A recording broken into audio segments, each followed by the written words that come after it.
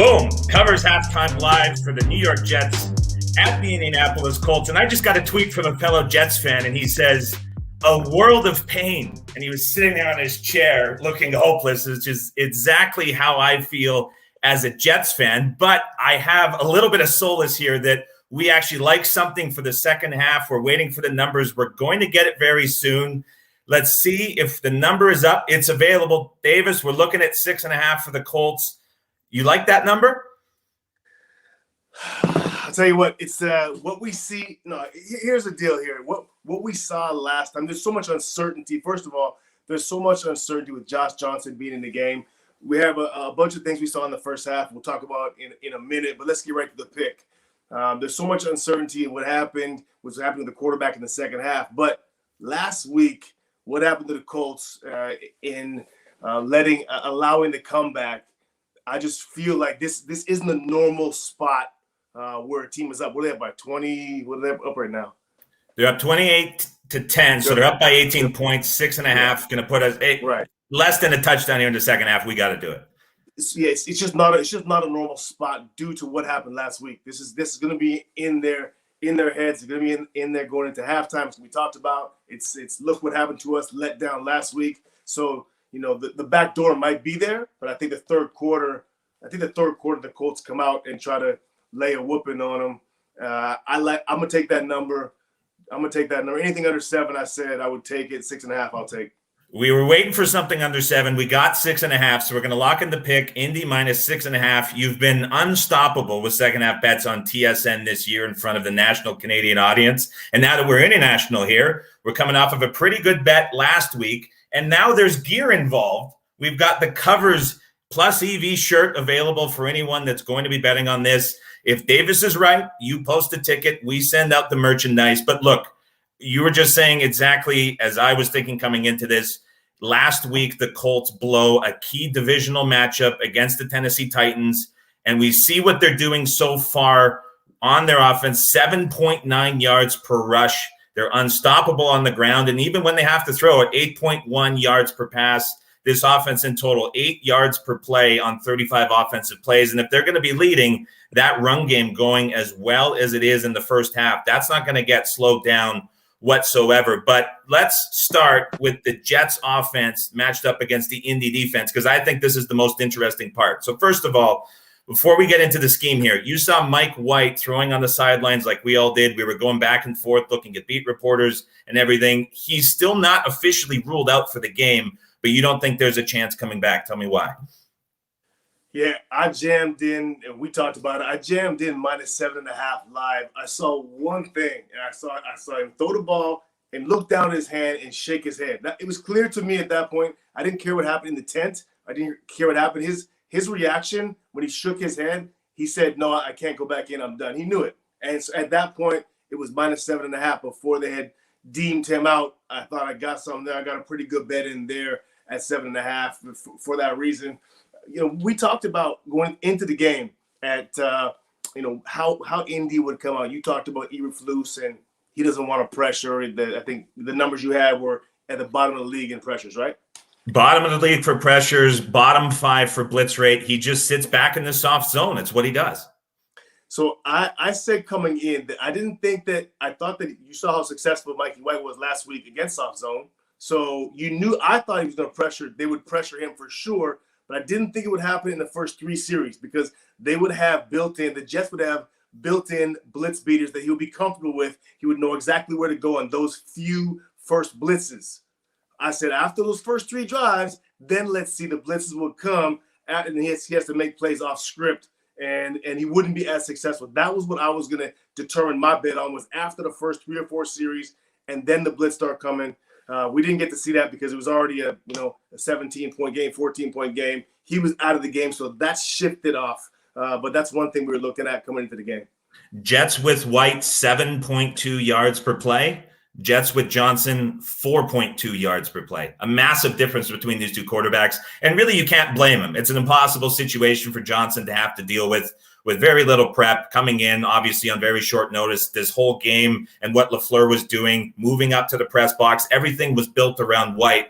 And now Johnson's just in a difficult situation. But let me ask you, as a DB on the defensive side of the football, when you get a situation like this, and it's either a rookie quarterback or a backup coming in on short notice, you're sitting in this zone coverage, how much more aggressive do you get than usual?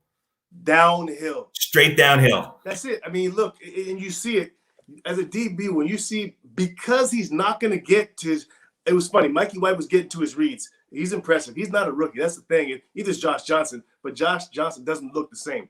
When you see a guy like that come in, a guy who hasn't played a lot of snaps, it was funny, Aikman said it, no veteran quarterback has been in the league as long as he has and played as little as he has. But it's downhill because you're going to sit at deeper, not closer. I'm going to play further off, and I'm not going to move. And I'm just going to – his first read, I'm coming downhill. And I saw that early. So I'm breaking on everything. I saw two big snaps for them against Josh Johnson when he was in on third down. Both times right away. In the first two I saw cover 2-man, where these guys was getting up, beating them up, playing two safeties up top. And that cover 2-man is probably the toughest for quarterbacks to fit the ball in windows-wise. They're going to make him make tough throws. Especially when you don't have timing. 6.5. Especially when you don't have timing and chemistry with your receivers like Johnson's now dealing with everyone. Flipping over to the other side, we like Indy here. They're doing a lot of things. We mentioned their strength on the ground, but you had an interesting spot that you found about a quote that Carson Wentz had and some comments made about him. Tell me a little bit more about that, because I think that's really interesting and builds into this Colts handicap for the second half pretty well.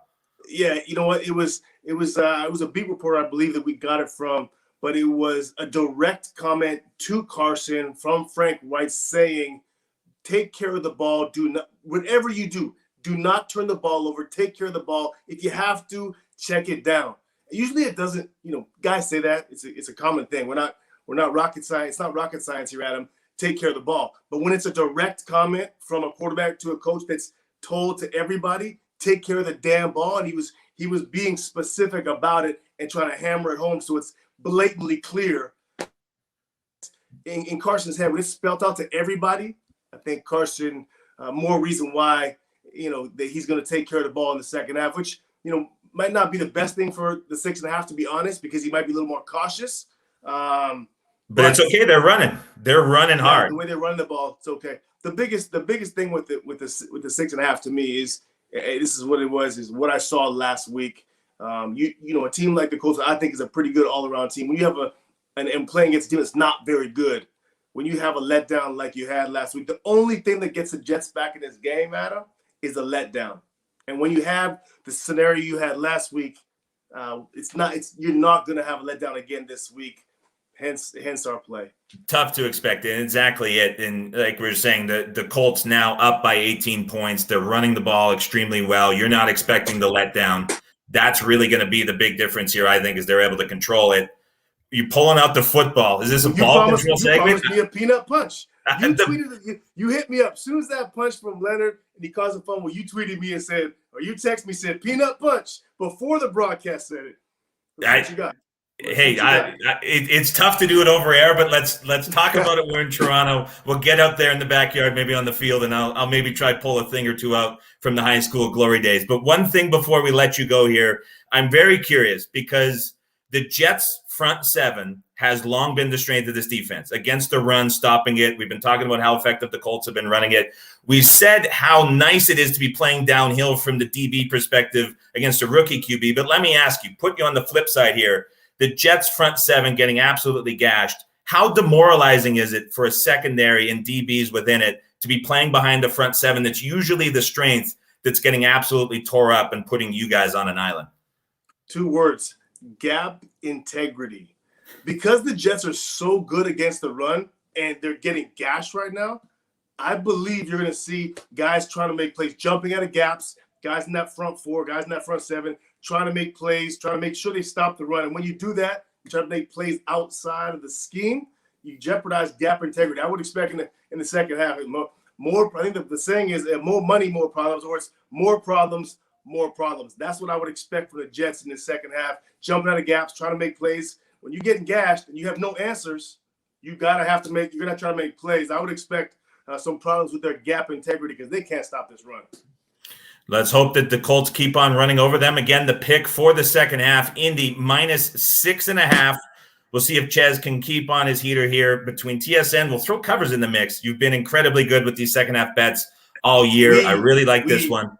We've been doing well too. Let's not discount that. For Ches, I'm Adam Chernoff for covers.com. The pick, Indy 6.5. Remember, show those tickets.